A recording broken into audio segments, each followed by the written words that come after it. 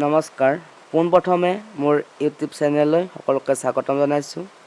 আজি এই ভিডিঅ'টোৰ জৰিয়তে মই ভাৰতীয় সংবিধানত থকা কেন্দ্ৰীয় সূচী, ৰাজ্যিক সূচী আৰু সমৱৰ্তী সূচী এই সূচীসমূহৰ বিষয়ে আলোচনা কৰিবলৈ ওলাইছোঁ। গতিকে দেৰি নকৰি আহক আমি ভিডিঅ'টো আৰম্ভ কৰোঁ। ভাৰতীয় সংবিধানে 3খন সূচীৰ জৰিয়তে কেন্দ্ৰ চৰকাৰ আৰু ৰাজ্য চৰকাৰসমূহৰ মাজত ক্ষমতাৰ বিভাজন কৰি দিছে। উক্ত সূচীকেইটা হৈছে কেন্দ্ৰীয় সূচী, ৰাজ্যিক সূচী আৰু সমৱৰ্তী সূচী। এতিয়া আমি পোনপ্ৰথমে কেন্দ্ৰীয় সূচীৰ বিষয়ে আলোচনা কৰোঁ। কেন্দ্ৰীয় সূচীত পোনপ্ৰথমে ৯৭টা বিষয় অন্তৰ্ভুক্ত কৰা হৈছিল, কিন্তু বৰ্তমান ইয়াৰ সংখ্যা হৈছে ১০০। এই সূচীত অন্তৰ্ভুক্ত বিষয়সমূহৰ ওপৰত কেৱল মাত্ৰ কেন্দ্ৰীয় চৰকাৰেহে আইন প্ৰণয়ন কৰিব পাৰে।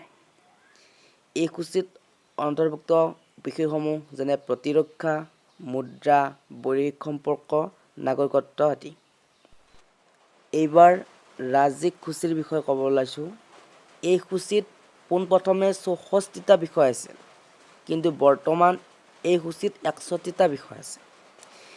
এই সূচীত যিসমূহ বিষয় আছে সেইসমূহ বিষয়ত কেৱল মাত্ৰ ৰাজ্য চৰকাৰসমূহে আইন প্ৰণয়ন কৰিব পাৰে। ইয়াত কেন্দ্ৰীয় চৰকাৰে আইন প্ৰণয়ন কৰিব নোৱাৰে।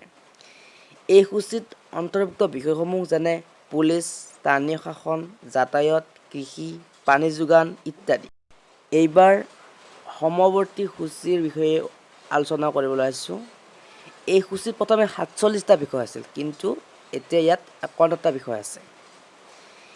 এই বিষয়সমূহত অৰ্থাৎ সমৱৰ্তী সূচীত যিসমূহ বিষয় আছে সেইসমূহ বিষয়ত কেন্দ্ৰীয় চৰকাৰ আৰু ৰাজ্য চৰকাৰ উভয়ে আইন প্ৰণয়ন কৰিব পাৰে।